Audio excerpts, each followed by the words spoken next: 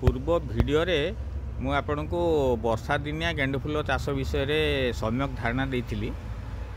वर्षा दिन रे गेंडु फूल साधारणतः व्यवसाय के भितर होता है कहीं गेंडु फूलर डिमांड गणेश पूजा आरंभ हो दोल पर्यंत चली थाए।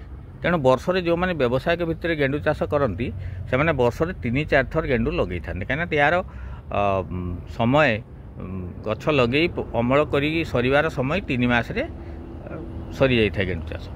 तेणु आग थर मुझे आपन को देखी मु लगे जो गेंडु ताकू 2 फुट रे फुटे व्यवधान लगे। तेणु बर्तमान मुझे लगौची आमर जो माली माने लगौचंती बर्तमान देखंतु 2 फुट रे 1.5 फुट व्यवधान 2 रे लगौचंती कहीं वर्षा दिन रे जो गेंडु फूल गछ हम सार खत दवा द्वारा से बुदा हम झंकालिया हम आउ ताकू जगार टिके अभाव हम आ मझिरे स्पेस रखा द्वारा कूड़ा खुसा आउ सार दियापाई सुविधा हम। तेणु ये जो गोटे परीक्षामूलक भाव में कराऊँगी कौटी ये 2टी सिस्टम मध्य जोटी सफल हम आम से अनुसार भविष्य में पुणी आम गेंडु चाष करवा।